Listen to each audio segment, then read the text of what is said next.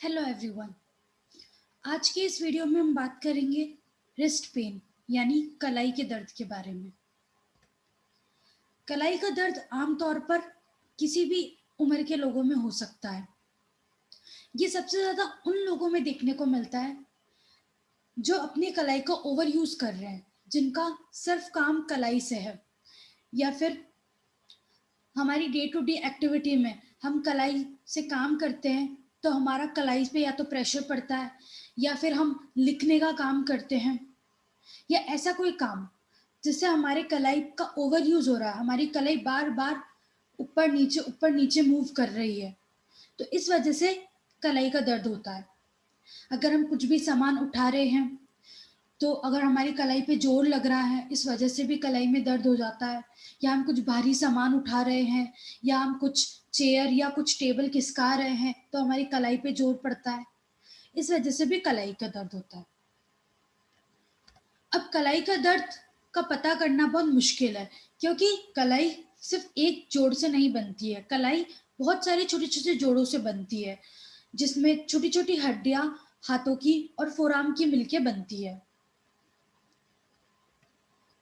अब इनका किस कारणों से होता है? तो अगर हम बात करें तो अगर हम अपने सीधे हाथ के बल पे गिर गए हैं, इस वजह से कलाई पे हमारे प्रेशर आया है, इस वजह से कलाई पे मोच आ गई है, इस वजह से होता है। या फिर हम कोई एक्टिविटी ऐसी कर रहे हैं जिसमें कलाई को ओवर यूज़ कर रहे हो रहा है, जैसे हम टेनिस प्लेयर्स हैं तो हम अपने कलाई को बार-बार अपने रैकेट को घुमा रहे हैं, या हम बैट बॉल खेल रहे हैं, या ऐसा कोई भी खेल जिससे कलाई का ज़्यादा काम आ रहा है, तो इस वजह से, या फिर हम ड्राइविंग कर रहे हैं, या कुछ भी जिससे कलाई में प्रेशर पड़ रहा है, रिपीटेड यूज हो रहा है कलाई का, इस वजह से कलाई में दर्द होता है। या फिर हमारे डिक्वेरेंट डिजीज हो गई है, जैसे जिस अगर हम अपना कुछ भी काम कर रहे हैं जिसमें रिपीटेड स्ट्रेस पड़ रहा है हमारी कलाई पे, तो जो हमारा बेस ऑफ थंब होता है, हमारा जो ये अंगूठा है, उस पे दर्द आने की वजह से ये बीमारी होती है, इस वजह से हमारे कलाई पे प्रेशर पड़ता है। अगर हमारी कलाई का जो मसल्स है, मांसपेशियाँ है, उसका जो टेंडन है, उसका इन्फ्लेमेशन हो गया, इस वजह से भी कलाई में दर्द होता है। या फिर जो बुड़सा है, जो पानी से भरा हुआ है, जो होता है, जो हमारे जोड़ को स्टेबिलिटी देता है, कुशन देता है, अगर उसका इन्फ्लेमेशन हो जाए तब भी कलाई में दर्द आ सकता है। या फिर हमारे कलाई में फफूला हो गया है, पानी का जो भी फफोला सा हो गया है, इस वजह से भी दिक्कत आती है कलाई में दर्द। अगर आप ऑस्टियोआर्थराइटिस, जैसे-जैसे एज बढ़ती जाती है, वियर एंड टियर होने लगता है हमारे जोड़ों का, इस वजह से भी कलाई का दर्द हो सकता है।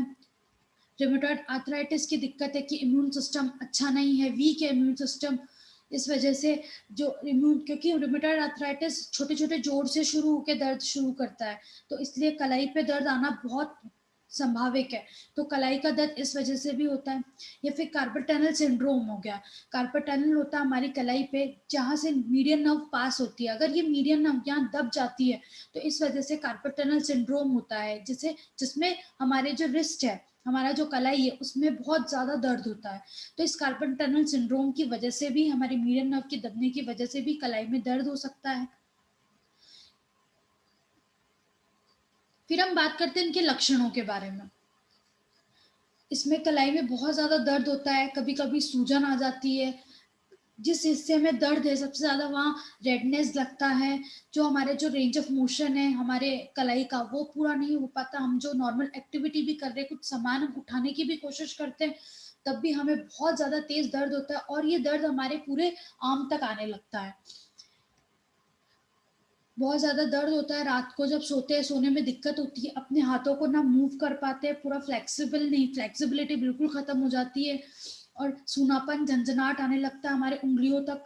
कभी-कभी बहुत ज़्यादा सूजन आ जाती है, टाइटनेस लगती है हाथों में, मांसपेशियाँ ऐसी लगती है बहुत ज़्यादा कमज़ोर हो गई है, फास्टिंग होने लगती है मसल्स की, तो ये सब देखने को मिलते हैं। अब इसका पता कैसे करते हैं? मेडिकल हिस्ट्री से इसका पता कर सकते हैं। आपके डॉक्टर आपका रिस्ट का एग्ज़ामिनेशन करते हैं, फिर वो पूछते हैं कि सबसे ज़्यादा दर्द कब, किस समय हुआ, और एकदम से हुआ दर्द, या फिर धीरे-धीरे, धीरे बाद में पता चला दर्द, या फिर कुछ ऐसा, कुछ पहले रिस्ट की कोई फ्रैक्चर हो रखी है, या फिर आप गिर रखे हो हाथ के बल पे सीधा, या ऐसा कोई इंजरी हो रखी हो जिसमें आपकी कलाई पे बहुत ज़्यादा प्रेशर आया हो, इन सब से पता कर सकते हैं। फिर फिजिकल एग्जामिनेशन से आपके डॉक्टर आपके रिस्ट के मूवमेंट चेक करते हैं, रेंज ऑफ मोशन कि किस में सबसे ज़्यादा पेन है, फ्लेक्शन में, एक्सटेंशन में है, कौन से मूवमेंट में सबसे ज़्यादा दर्द हो रहा है। फिर सूजन है या नहीं वो चेक करते हैं, स्किन का कलर चेक करते हैं, मांसपेशियों की स्ट्रेंथनिंग चेक करते हैं, डिफॉर्मिटी हुई है या नहीं हुई है बोन्स की वो चेक करते हैं।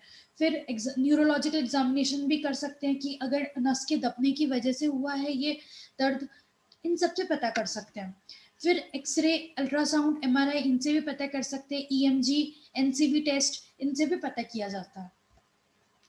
फिर इसके लिए स्पेशल टेस्ट होते हैं जिससे पता कर सकते हैं कि इन कारण की वजह से, इस बीमारी की वजह से हमारे कलाई में दर्द आ रहा है। जैसे अगर कार्पल टनल सिंड्रोम का पता करना है तो उसके लिए टिनल टेस्ट है, उसमें मीडियल नर्व दब जाती है, तो मीडियल नर्व हमारे, अगर हम अपने हाथ को सीधा रखेंगे तो हमारे अंगूठे की तरफ का जो फोरआर्म का हिस्सा है वहां मीडियन नर्व हमारी पास करती है। तो अगर हम वहां टैप करेंगे मीडियन नर्व पे तो पेशेंट को, अगर पेशेंट को दिक्कत नहीं है तो उसको कुछ फील नहीं होगा, अगर पेशेंट को दिक्कत है तो उसको ऐसे लगेगा कि सुई चुभ रही है या कोई पिन चुभ रही है मेरे इस पॉइंट पे। तो इससे हम पता कर सकते हैं कार्पल टनल सिंड्रोम का। फिर उसके बाद है दूसरा फिंकलस्टैंड टेस्ट। फिंकलस्टैंड टेस्ट डी क्वेरियन टेनोसाइनोवाइटिस के लिए किया जाता है। इसमें डॉक्टर आपका अपने एक हाथ से आपके फोरआर्म को पकड़ लेता है ताकि आपका फोरआर्म स्टेबल रहे, और एक हाथ से आपके अंगूठे को आपकी छोटी उंगली तक छूने की कोशिश करता है। अगर जब ये कोशिश करते हैं तो आपको अपने अंगूठे में बहुत ज्यादा तेज दर्द होता है, तो इस वजह से अगर दर्द होता है तो टेस्ट पॉजिटिव होता है डी क्वेरियन टेनोसाइनोवाइटिस के लिए। तो इससे पता कर सकते हैं कि कलाई में दर्द इस कारण की वजह से हो रहा है। फिर तीसरा है जॉइंट एस्पिरेशन। अगर पता चलता है कि अगर सेप्टिक आर्थराइटिस है या फिर गाउट हो रखा है कलाई में, तो उससे डॉक्टर सैनोविल फ्लूइड लेता है आपके जोड़ से, सैनोविल जॉइंट है उससे सैनोविल फ्लूइड लेता है।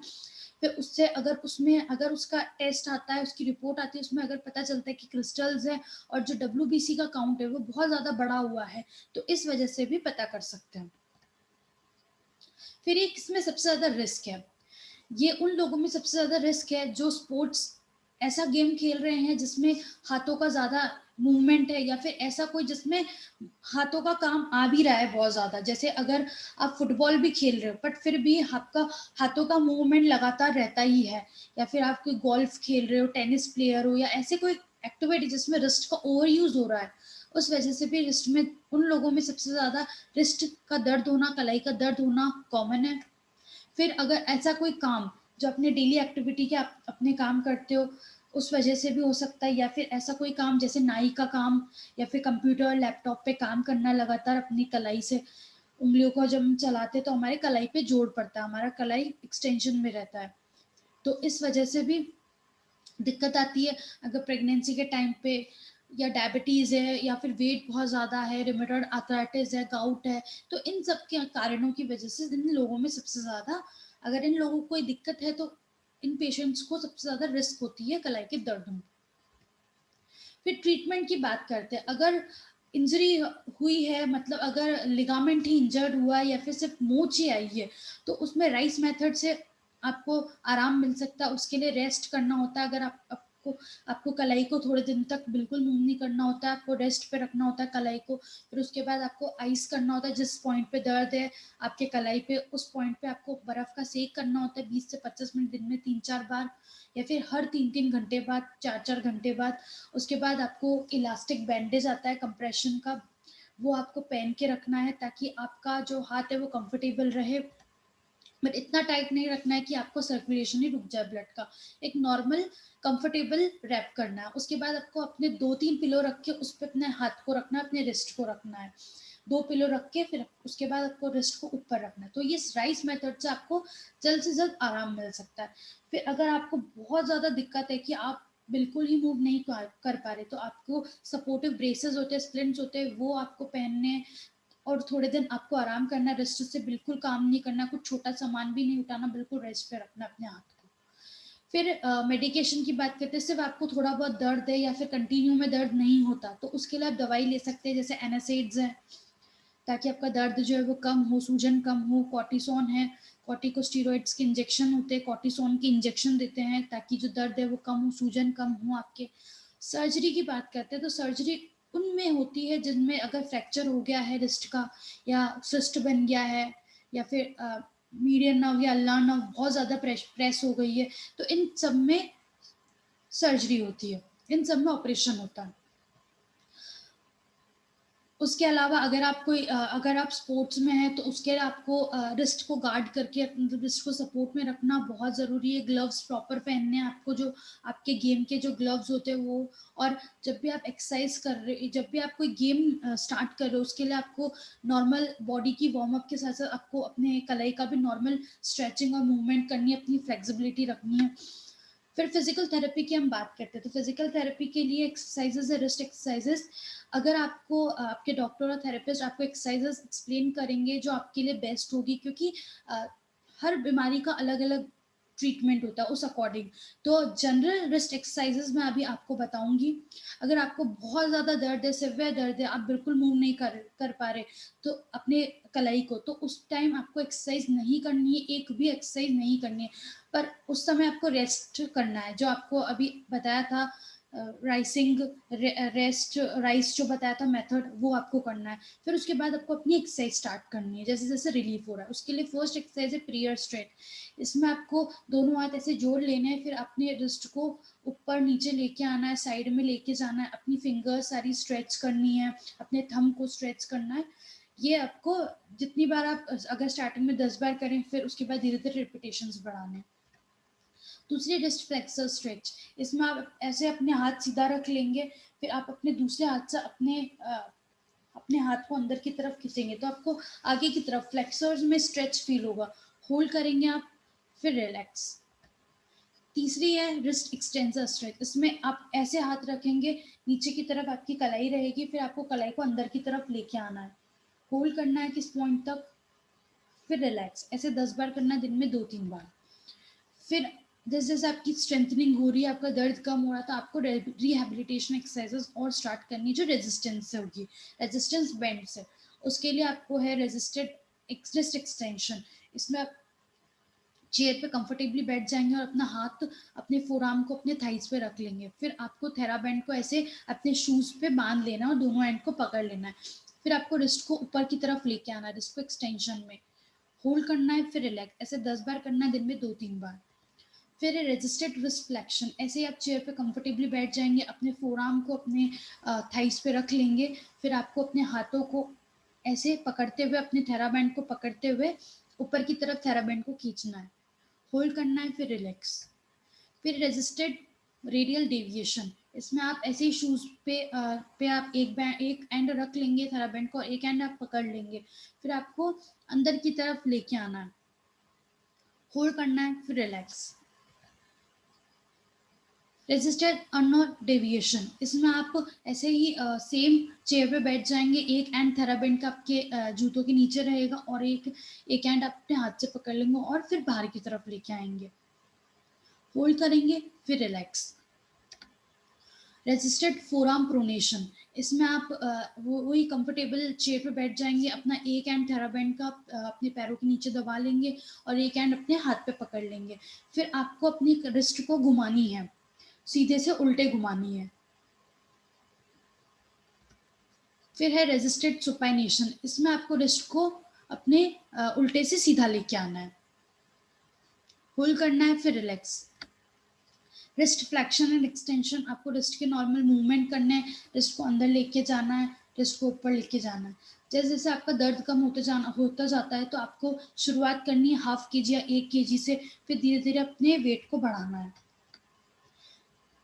फिर है हैंड फ्लिप एक्सरसाइज। इसमें आपको अपने हाथों को सीधा रखना है, फिर घुमाना है, फिर सीधा रखना है, फिर घुमाना है, ऐसे 10 बार करना है। Wrist radial and unknown deviation. इसमें आप अपना हाथ को ऐसे सीधा रख लेंगे, फिर आपको अंदर की तरफ लेके आना है, फिर बाहर की तरफ लेके आना है, ये मूवमेंट करना है आपको, 10 बार अंदर, 10 बार बाहर। Fist clench. इसमें आप टॉवल का रोल बना के अपने हाथों में रख लेंगे, फिर आपको टॉवल को दबाना है अपने हाथों से, होल्ड करेंगे 10 सेकेंड तक, फिर रिलैक्स। ऐसे 10 बार करना है। Finger stretch exercise. इसमें आप ऐसे अपने हाथों में पूरे थंब और फिंगर्स के चारों ओर रबर बैंड बांध लेंगे, फिर आपको अंगूठे को और अपने फिंगर्स को पास में लेके आना है, फिर खोलना है, फिर पास में लेके आना है, फिर खोलना है, ऐसे 10 बार करना है। फिर है बॉल स्क्वीज एक्सरसाइज। आप कुछ भी सॉफ्ट बॉल जो होती है, स्पॉन्ज बॉल्स जो होती है, वो आपको हाथ में रख के आपको प्रेस करना है बॉल को, या 10 बार 15 बार जितना आप कंफर्टेबली कर सकते हो उतना आपको ये मूवमेंट करना है। होम केयर की लाइफस्टाइल की हम बात करते हैं तो आपको वो एक्टिविटी नहीं करनी जिससे आपकी कलाई पे बहुत ज़्यादा प्रेशर आ रहा है, ठीक है। और उसके बाद अगर आप कोई गेम खेल रहे हैं तो उसमें आपको रिस्ट गार्ड्स पहनना बहुत ज़रूरी है ताकि आपका रिस्ट सपोर्ट में रहे, रिस्ट का ओवर यूज़ नहीं हो। और अगर बहुत ज़्यादा दिक्कत है आपको तो आपको रात को रिस्ट को, अपने कलाई को, आपको अपने हाथ को रेस्ट पे रखना है थोड़े दिनों तक। अगर आपको बहुत दर्द है तो आपको मेडिसिन लेना है ताकि सूजन और जो पेन है वो कम हो। अगर आप लैपटॉप पे या कंप्यूटर पे आप लगातार काम कर रहे हैं तो थोड़ा रेस्ट कर करके करना है। जैसे आप आधे घंटे तक आप काम कर रहे हो तो फिर उसके बाद आपको हल्का थोड़ा थोड़ा मूवमेंट करना है, अपने रिस्ट का नॉर्मल रोटेशन करना है ताकि आपका जो जोड़ है वो स्टेबल रहे, कंफर्टेबल रहे। रिस्ट ब्रेसेस होते हैं, रिस्ट स्प्लिंट्स, वो पहनने ताकि दर्द जो है वो कम हो आपका। रेस्ट रखना है रिस्ट में, और अपना हाथों को थोड़ा ऊंचा रखना है, पिलो 2 पिलो रख के, ताकि आपका हाथ जो ऊंचा रखे तो जो सूजन है वो कम हो जाए। फिर आइसिंग करनी है आपको दिन में 3-4 बार 20-25 मिनट तक। स्ट्रेंथनिंग एक्सरसाइज, फ्लेक्सिबिलिटी एक्सरसाइज करनी है ताकि जो आपका रिस्ट का है वो दर्द कम हो, आपके रिस्ट वापस रेंज ऑफ मोशन जो है वो नॉर्मल हो। वो एक्सरसाइजेज नहीं करनी है जिससे बहुत ज़्यादा दर्द हो रहा है रिस्ट में, वो एक्सरसाइज बिल्कुल अवॉइड करनी है। और जो एक्सरसाइज जिसमें आपको रिलीफ हो रहा है धीरे धीरे, वो एक्सरसाइज आपको रेगुलर में करनी है, अपने दिन में 2 या 3 बार। Thank you.